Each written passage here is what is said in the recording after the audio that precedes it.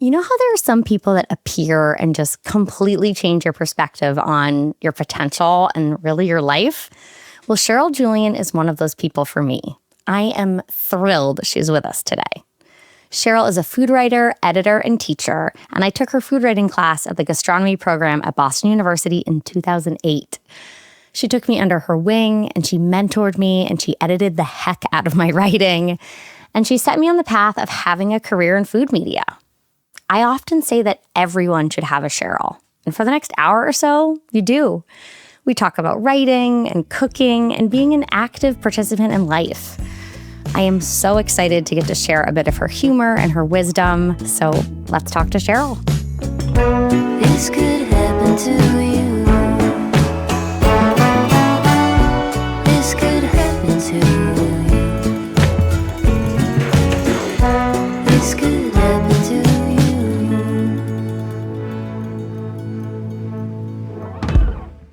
I want to take a moment to tell you about the Not From Concentrate newsletter on Substack. Subscribe for free to stay up to date on new episodes and get access to giveaways and bonus content. I also want to give a special shout out to my paid subscribers who get new, wildly delicious and distraction-proof recipes delivered to their inboxes every month, as well as essays and tips for cooking with a busy brain. Plus, paid subscribers get access to my full recipe archive. Head to katherinesmart.com to become a free or paid subscriber, and thank you for supporting the show. Sheryl Julian, welcome to Not From Concentrate. Thank you. Lovely to be here, Catherine. I can't believe I got you on the show. As many listeners know, you are the former food editor of the Boston Globe, also a huge mentor to me, completely changed the trajectory of my career.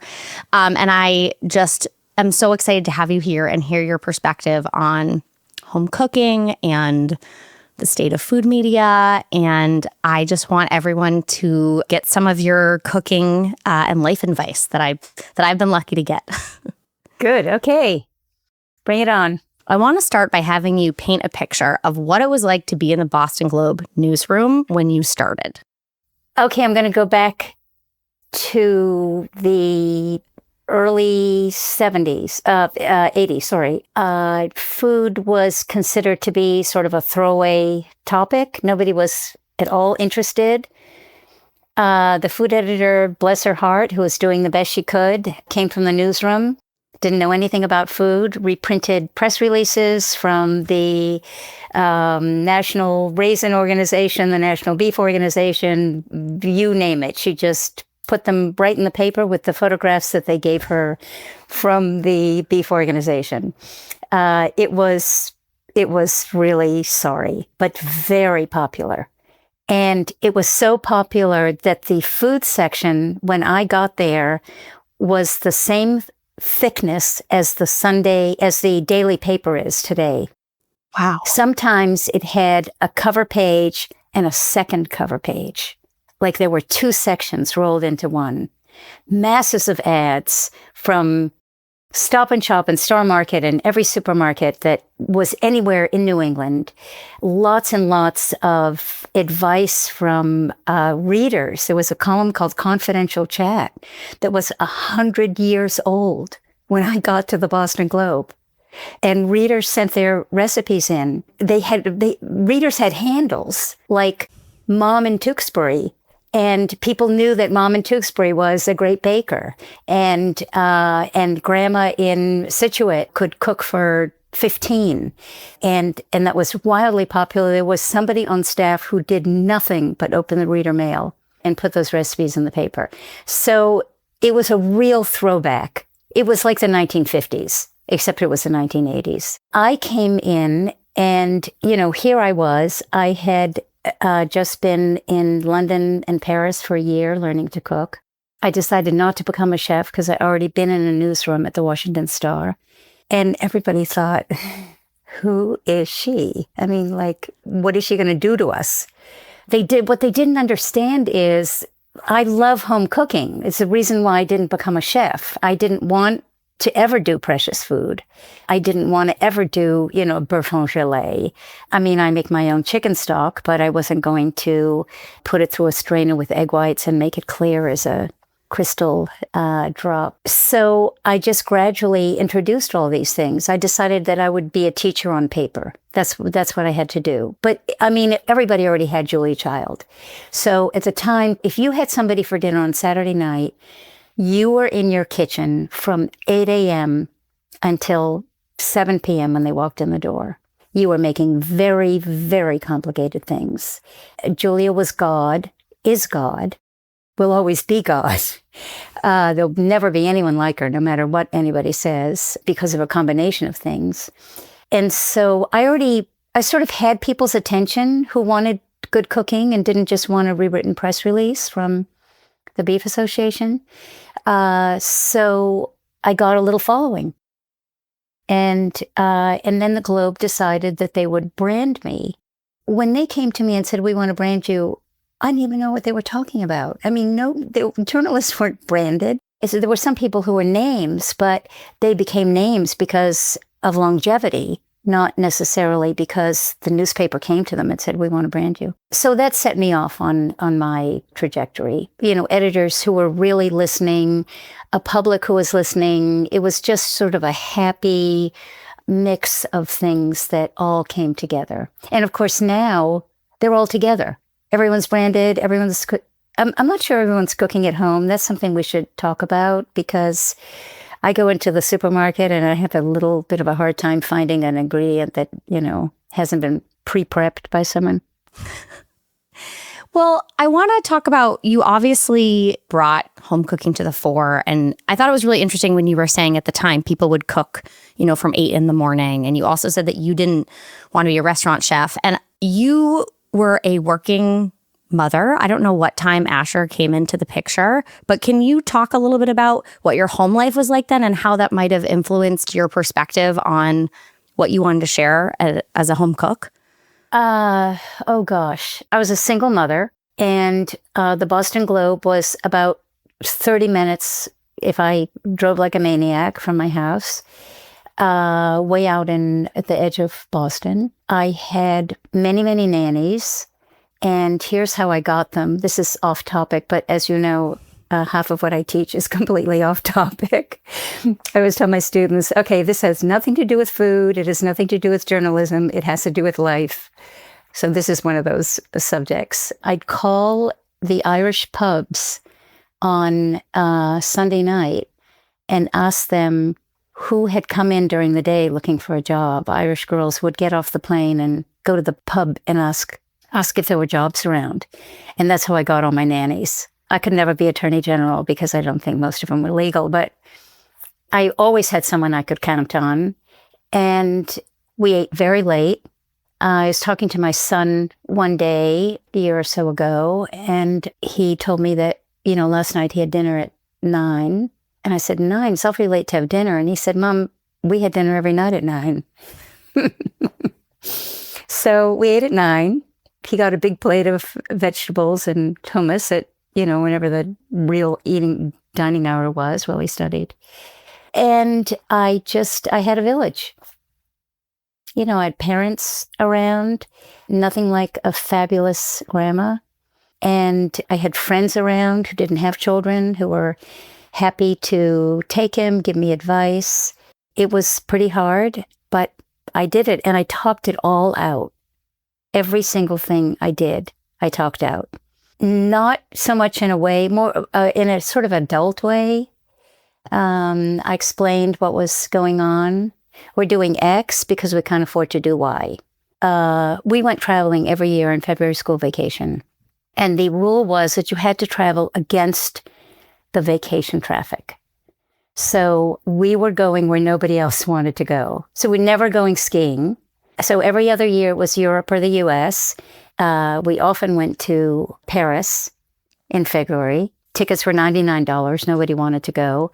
And we had ham sandwiches on a park bench. And he had a little wallet with, it wasn't euros, it was francs at the time. And he went into the charcuterie and bought the ham. And he went into the fromagerie and bought the cheese. And he went into bakery and bought the baguette. And we ate on a park bench. And so I said, this is what we can afford to do. Everybody else is at the cafe being warm and toasty, having a ham and cheese sandwich. but we get to see everyone and life. And so that's how I did it. I sort of always made it an adventure. That's amazing. Although I imagine, Sheryl, a lot of the people who are reading your recipes and your columns, their life didn't probably look like that. I could be, or did they? I mean, I just think of, my own mom, and I was born in 85. I think Ash and I are about the same age. And I know in her field, she was like one of the only full-time, there were other full-time working moms, but it wasn't everyone. So I'm curious how you thought about your readership and what you were who you were imagining when you were developing recipes or editing recipes and kind of shaping the trajectory of the food section. It doesn't matter if you come in from a job or you come in from a day, on the soccer field or running after your kid or doing errands. Making dinner feels like a drudgery. It may feel great on Monday night, and it's still okay on Tuesday night. On Thursday night, it just feels like, where's the pizza? And I'm very sympathetic to that. It doesn't matter whether you're working or you're not working. What I decided to do, because I just couldn't come in every night and make something fresh, so I did a lot of batch cooking. And because I had catered for so many years, batch cooking came very naturally. So I made something on Sunday night, sort of a roast chicken.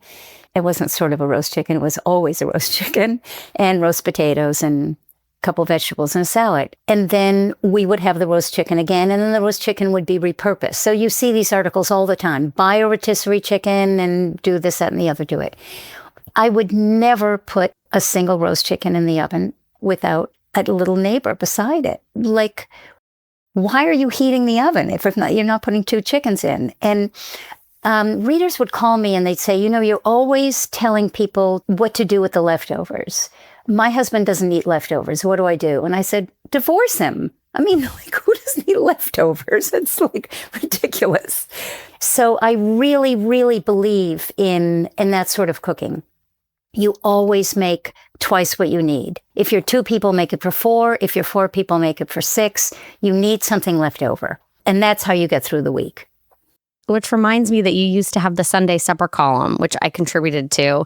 And the worst experience of my entire food writing career to date is this polenta that tormented me. I will never get over that. And then in the end, I think there was still an issue with it. But you were so good about food waste and thinking about the reader and their schedule and making sure that we were really serving them in the recipe columns. And I did want to talk a little bit about just writing for you because it was such a unique experience. And I often think with what's happening with media, the saddest thing is that people don't have editors. And I'm like, where are these people going to get mentors?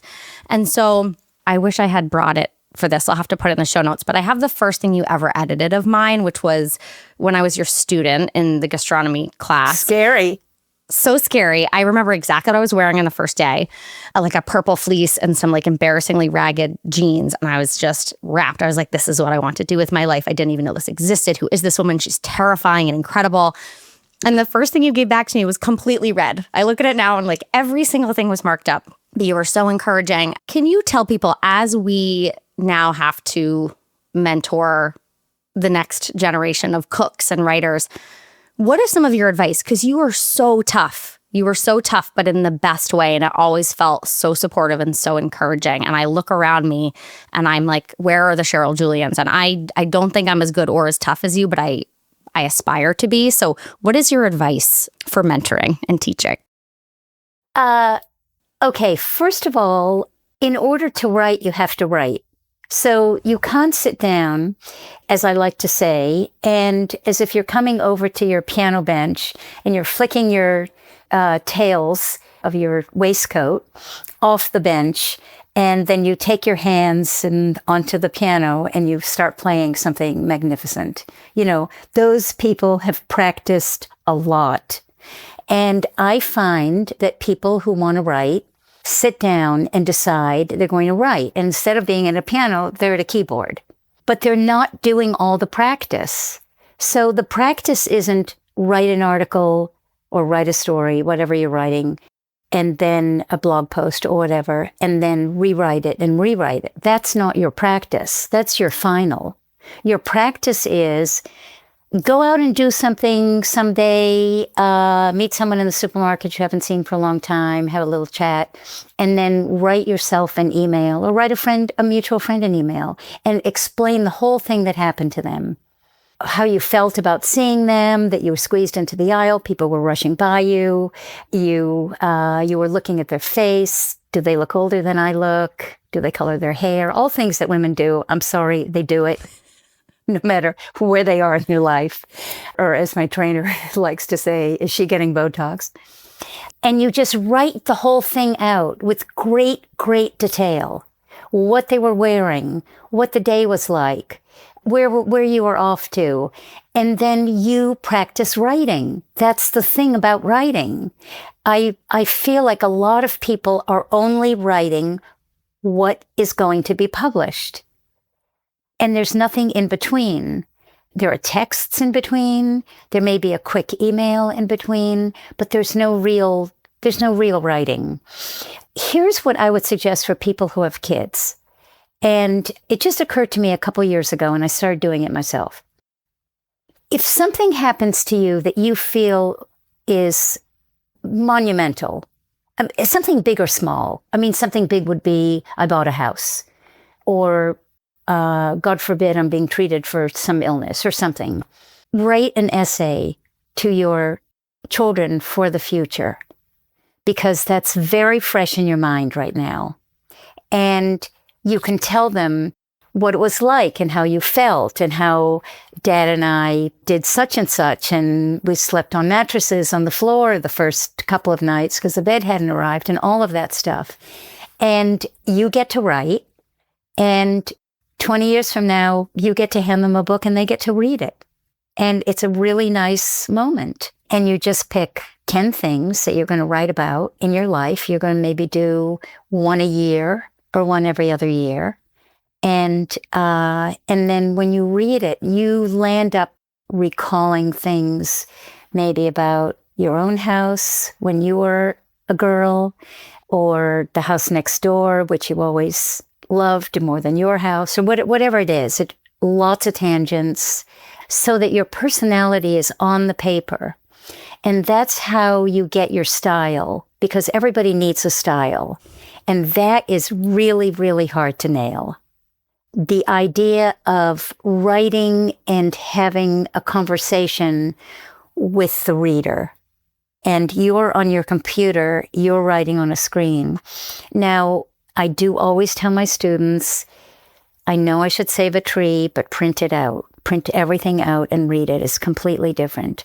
And the other thing is, because nobody has a printer, so it's like I'm telling them. I do, but only because I'm a student of yours. And so I agree that's the only way to do things. Yeah. But if you don't have a printer, the other way you can read something and feel like it's sort of different than it is on the screen. Paper sounds different than it does when you read it on the screen. Take your whole story that you've just written and put it in some wildly crazy font that you'd never use in a million years. Something curly Q or tall and thin or whatever it is. I just make a copy, put it all in this crazy font, go to bed, wake up the next morning and read it and see if it sounds like you. See if you came through this crazy font. It's a wonderful exercise. It's great. It's great to do. It's like sometimes when I'm invoicing somebody, I decide, okay, I'm going to change the font of my name and address at the top, and I start changing it into all these crazy, crazy fonts. And it's just like that. See if you come through when you read it in this curly Q stuff. That's such good advice. I think about it as almost like a kind of puberty. Like I think about when I first started writing for you, and you don't even realize that you're sort of trying on all these different personalities. Like I remember I wrote one and you were like, this isn't America's Test Kitchen, or this isn't Cooks Illustrated, because at the time I was reading so much Cooks Illustrated, so I couldn't help but copy it. And then I remember reading like Deb Perelman and just her voice resonating so much. And I think it takes a while to build the confidence to find your own voice and your own style. It does. And the best way to find it is to go for a walk and talk to your phone. Record yourself. And then put it through a transcription app. see what it sounds like on the page. And you may not like all of it, but you're going to like a lot of pieces of it because you're just out walking and talking. And because everyone is out walking and talking, you don't look like a crazy woman. These are all such good pieces of practical advice. The last piece of practical advice I want to ask about, and then we'll get back to more like delicious food-centric stuff. Back to that mentorship and feedback. You give such great direct feedback that also makes me laugh and feel inspired to keep plugging away. It's something that I'm getting better at it, but that's something I really struggled with. What advice do you have for giving good feedback? So you as an editor giving good feedback? Yeah, I just think most people listening, whether they are a writer or editor or they have employees, or I guess it could even be your children, but just being really direct and clear, but in a way that doesn't make people sort of shrink and makes them want to keep trying. It's a fine balance. I think that you always have to keep your humor. And the sort of management people who specialize in this will tell you, begin with a compliment. I had an editor who used to call me in and she'd say, very, very good reporting on this piece. Very good. And I'm thinking, oh my God, what's coming? And of course, what came would be this deluge of how terrible I was. So I don't necessarily believe in that. Sometimes I will tell someone who's off base that they have a really interesting topic with a lot of possibilities. And so let's go over the possibilities. I always begin with let's. You and I, not me slamming you. Let's see if this works. Let's see if that works. And I feel like once they're in, then they're not going to be offended. And then sometimes I'll say, this sentence doesn't work, but I want you to know that new writers often do it this way. But we're moving past being a new writer or something like that. So it's always together. And when I edit, I do a tremendous amount of research on the other person's subject. So, for instance, somebody was writing about cabbage recently, and they said that cabbage is just, sort of the scorned vegetable of the supermarket. Nobody buys it. And I had just seen the day before Vogue magazine saying that cabbage was a new it vegetable. So it's just that I happened to see it. I think I would have found it if I dug a little bit. That's what Instagram does for me. It tells me that cabbage is the it vegetable according to Vogue. Okay, now I want to shift back to home cooking and food. And what do you think makes a great recipe? It works. It works. You love it. It doesn't require you to have a doctorate in bechamel, and everyone at the table likes it.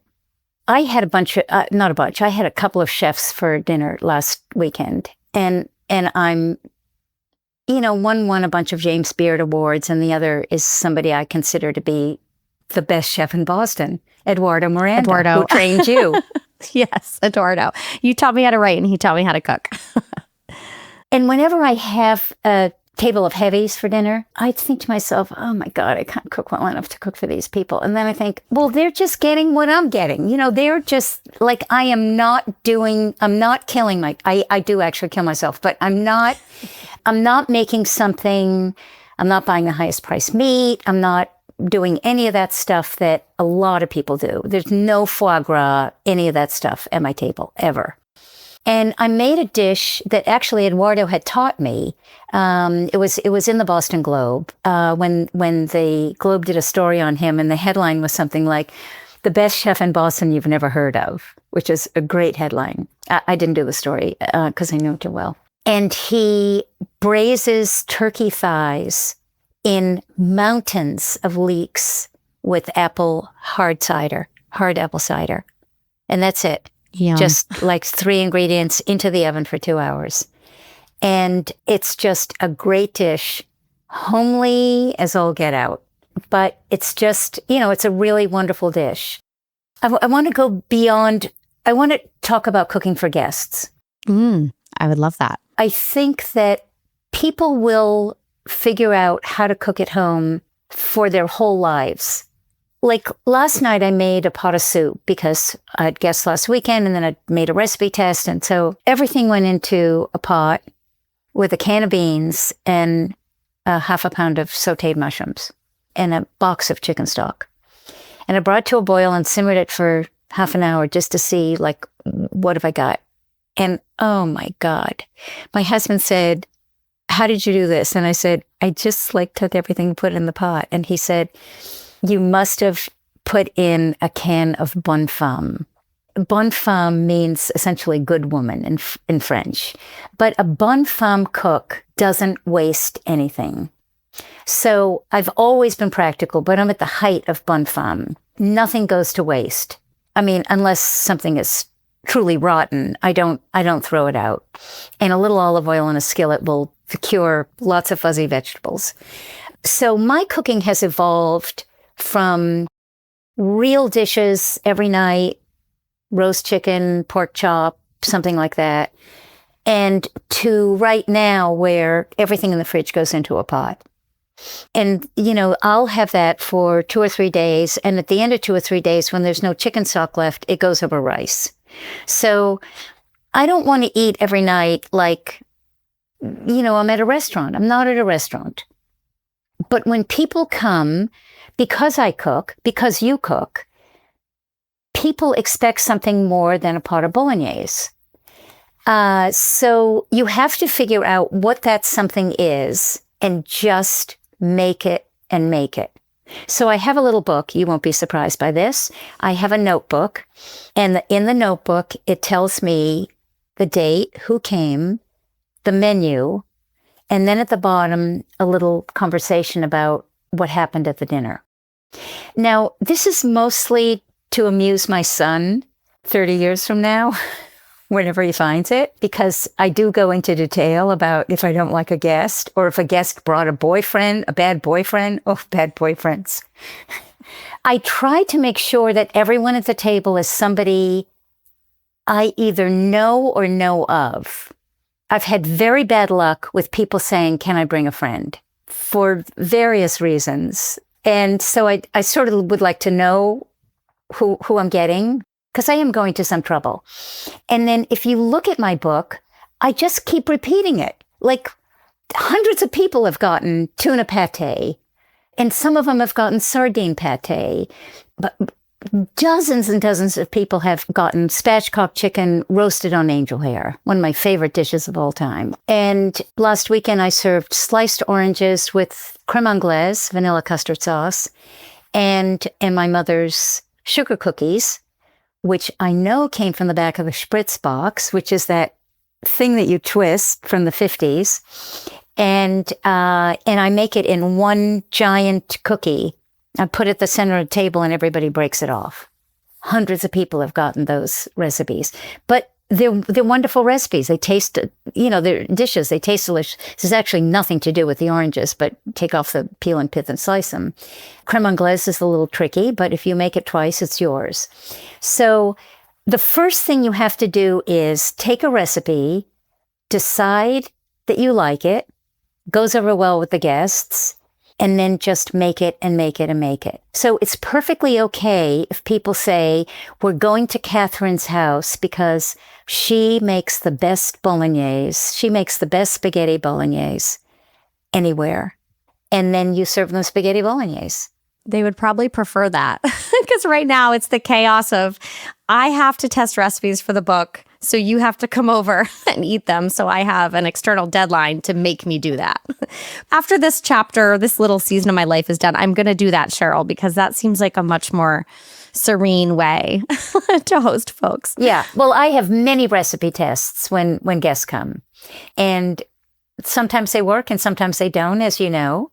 I try not to be swayed. If I'm testing a recipe, I try not to be swayed by what somebody who stops by and tastes it thinks, because I'm thinking of a bigger picture than they are. They're doing errands and ring the doorbell and have a taste of something. But I'm thinking about someone's at home or they're at the grocery store. How many trips are they going to have to make to different stores? I don't want them to do that. And then how complicated is it going to be once they get into the kitchen? And how long is it going to take? And do I have the baking dish? And so on. So it's your decision. It's not theirs. Now, if you make a dish that you sort of think is and everybody goes crazy, then I take their opinion. So the idea is ignore the negative. It works in your favor. Yes, exactly. Exactly. Another question, I guess, so that's all such good advice about hosting. How long were you editor? I know you still contribute to the Globe, but how long were you the food editor? What were the years?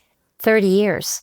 Wow. And I had the Globe magazine column by myself for about 15 years. And then Julie Rippon came and she was my co-author. She was also a trained cook, a former nurse.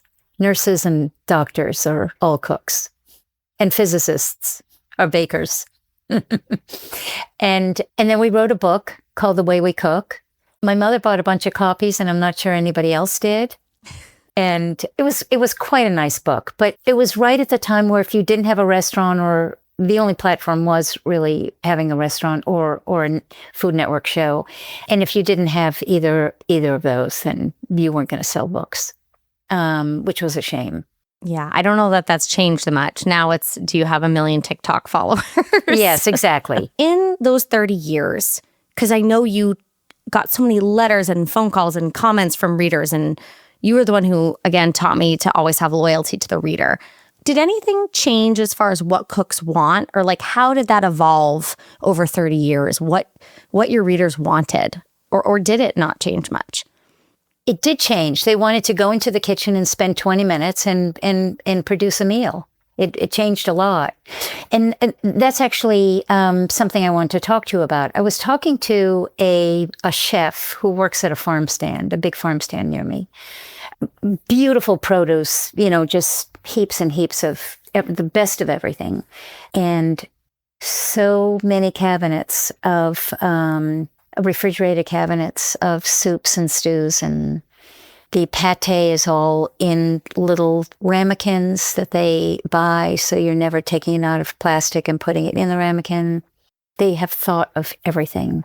And I ran into him the other day, and he said that it's going crazy. The prepared food is going crazy. And he said, at one time you took it out of the container and put it in your own dish. And he said, nobody even takes it out of the container anymore. And, he's trained in France and has a long pedigree. There are a lot of people who do cook like that. They have to. They've got kids waiting. They're coming home 2 seconds before the kids are screaming for dinner. The mother hasn't trained them to have dinner at 9 p.m. yet. And that is one segment of the population. There is another segment of the population who are buying cookbooks. People are buying cookbooks. They're watching cooking shows. They're looking at videos. They're cooking. They're having friends over. If we walked into the supermarket, we've sort of been trained that nobody's cooking because everything is already marinated and then cut up, and they do everything for you for a price. But there is a population who is cooking. They love home cooking. They grew up on home cooking. And I'm all for getting pizza and carry out. Really, you can't sustain it for 7 days around the clock and all year long. But if you don't cook for your kids, they never get a taste for what home cooking is. And they never see somebody in the kitchen cooking. That's just like the warmest, fuzziest, coziest scene you could possibly hand a kid. And, when my son was growing up, there were kids who would come to my house because they just wanted to hang around the kitchen. It's not even a very big kitchen. They were big. So it was sort of a nuisance to have them hanging around my kitchen, but they wanted to just watch home cooking. And it's the gift you can give people. And so the next generation has to do it. They have to keep this up. And in the simplest way. I love your kitchen, but you have the opposite kind of brain that I do. And I will never forget walking into your kitchen and seeing all the spatulas lined up, swimming the same way. They were saluting, actually. Saluting. There are a lot of folks that listen to this podcast who have ADHD or might just be a little disorganized. What are some of your top tips for organizing our kitchens? Help us. When a pot is on a shelf in the kitchen, that's where the pot lives. If it's in spot A one day, it doesn't go to spot B another day. That's one thing. You know, your sheets all go into the linen closet or wherever you keep your sheets. Do they, Sheryl? Or do they get balled up and shoved in the closet because I'm late for drop-off? Theoretically, yes. Okay. So that's one thing that I think is very important. So just decide what your habits are. And, you know, you have a breakfast habit. You may have toast and jam and a big cup of coffee and an egg for breakfast. So you have to have kitchen habits too. I really believe in having some things out on the counter. So I have oil and vinegar and a little crock of salt and a pepper mill out on the counter. And it's actually sitting on a piece of marble, because if it sits on the counter, then if the oil gets sticky at the bottom, blah, blah, blah, it wrecks the counter. So I'm very interested in not wrecking things for convenience. So I have a crock of rubber and plastic utensils, and then have another crock of metal utensils. So the rubber always goes into silicone actually, goes into silicone. Silicone is the valley. Correct. The silicone spatulas and the wood rolling pins all go into one crock, and the metal goes into another. So putting things away is really where you start, because when you come into your kitchen, it has to feel familiar. If it doesn't, if you're wondering where something is, then you're already a little bit disoriented. Now, I have to come into a kitchen that has, I can't start cooking with dishes in the sink. So the first thing I do, if there are dishes in the sink, is to make sure, get rid of the dishes. Because I don't want to drain pasta or whatever it is into a sink that has dishes. And I don't have a fancy sink, I have a sink. And then I always need a cup of tea before I start cooking. So I make the cup of tea. So I'm not working against myself. I'm making myself perfectly comfortable. Now, my pad of paper, I always have a list. There is always a list. And I separate out the list. I separate out the kitchen to-do list according to category. So there may be the food things to do.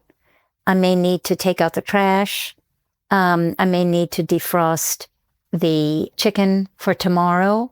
So there are 3 separate things. So it's not just a lot of lines coming at me, because nobody can handle that. You would look at a list and say, oh my God, you know, there's so much to do, I'm leaving. And then you do the way that you work, the way that you make dinner always is, people will tell you to put the thing that takes the longest to cook on the first.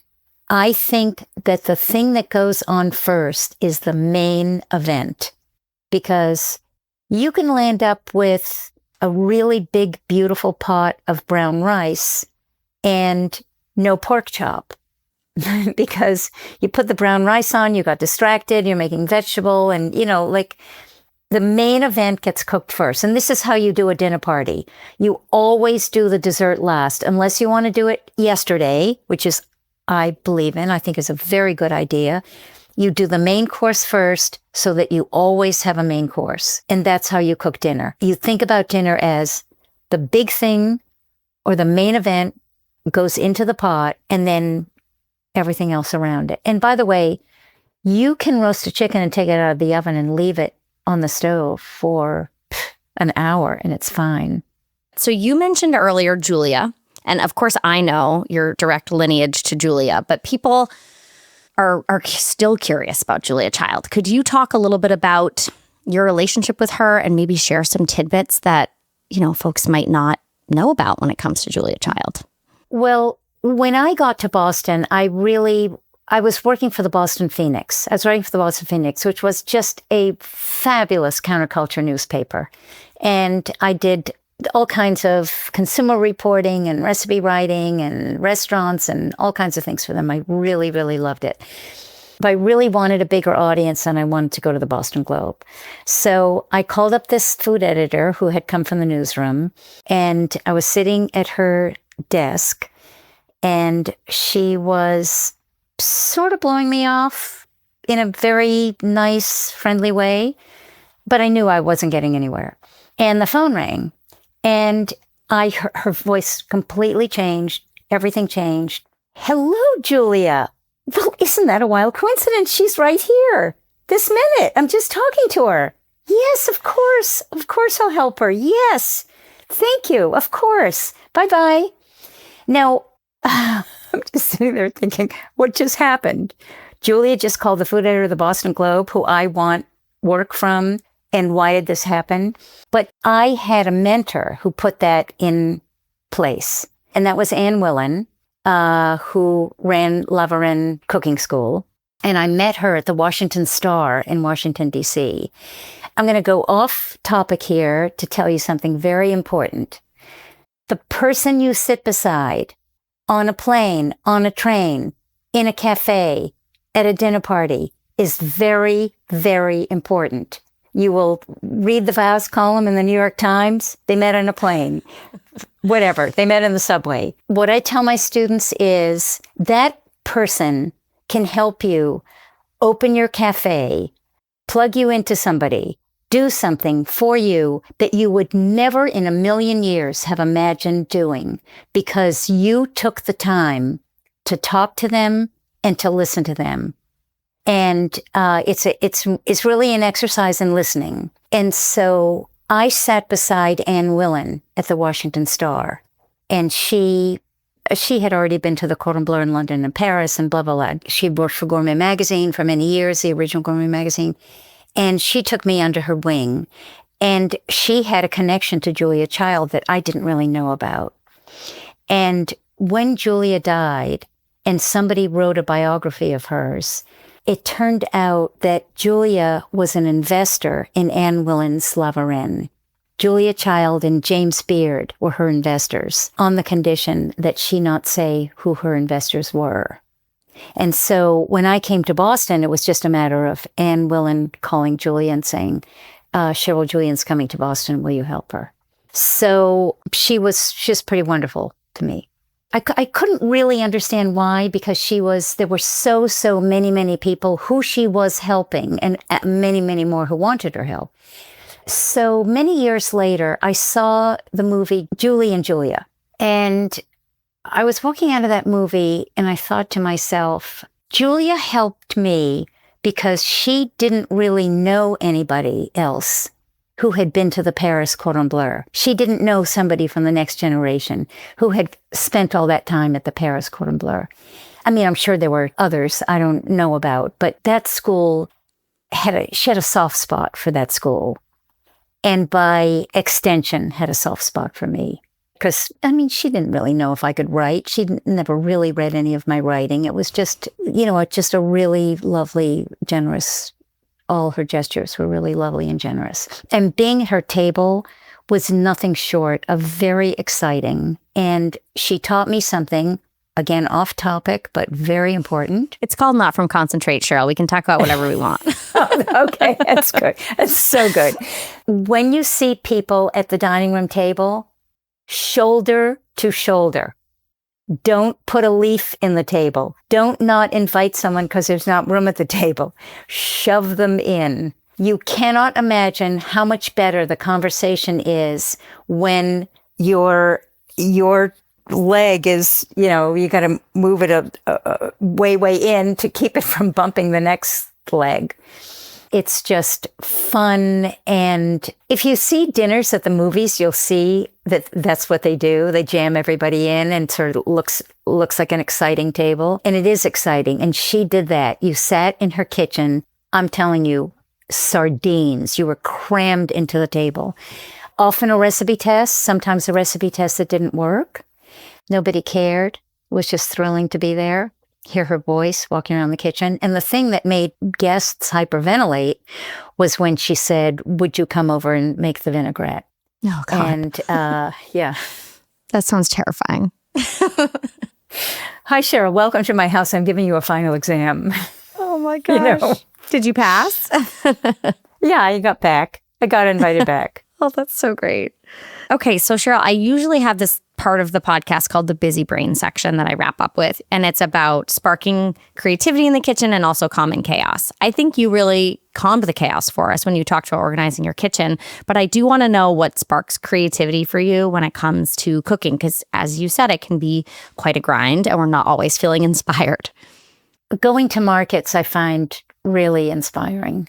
And I know people don't have a chance to go to as many markets as I do, but, you know, I walk into the Middle Eastern markets in Watertown, the big farm stand where I go. I actually watch people shop. Sometimes if like a mother and daughter shopping or two grannies and they're rifling through something, I ask them what they're going to do with it. I cook seasonally. I know that that's sort of a cliche, but, you know, in the wintertime, you want a big pot, a simmering pot. And in the summertime, you want just beautiful vegetables on a platter with a light vinaigrette.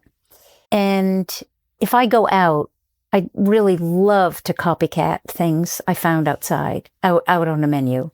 And they can be little things. You know, I went to a wine bar and I had whipped ricotta on toast. It wasn't sweet. It was, you know, with lots of herbs. And, you know, I came home and I made whipped ricotta for ages. And I think that it's perfectly okay to see something and copy it. And then, you know, that's what cookbooks are for. Cookbooks are really for you to make the recipe. I think you should make the recipe exactly as the author wanted you to make it. And then the next time you could add X or take away Y or something like that. That really is how people cook. And you probably know this. I had a recipe in the paper one day for what to cook when you have nothing in your kitchen. Take a package of spaghetti, sprinkle it with a couple of chopped tomatoes or cherry tomatoes or canned tomatoes. And when you serve it, add dry breadcrumbs that you've toasted in olive oil. And that was a trick that poor people used around the world instead of cheese. So a friend of mine comes into work. So it's in the Sunday magazine and there's a picture of it and it looks pretty. This is ages ago. And a friend of mine comes into work and she says, I made the pasta. It was really great. And I said, oh, how nice. She said, I had no spaghetti, so I used penne. And I said, yeah, that's great. I had no tomatoes, so I can't remember. I think she used a red pepper. And I had no breadcrumbs, but I did have cheese. So she took my 3-ingredient recipe and substituted every single ingredient. And that's how people cook, and that's how they should cook. God bless them. I love it. I love it that people do that.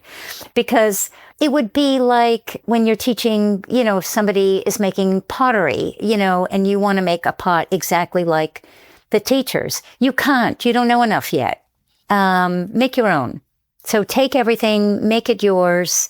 Some nights it'll work and some nights it won't. Your kids are never going to starve. And just be in the kitchen, encouraging them however you can. I love that so much.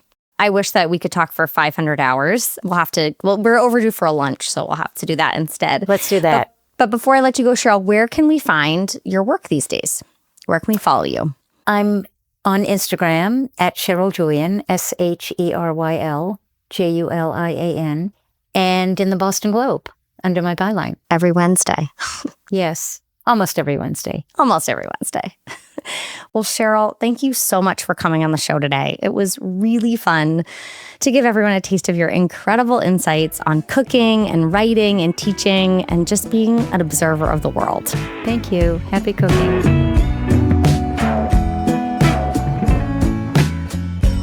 And you.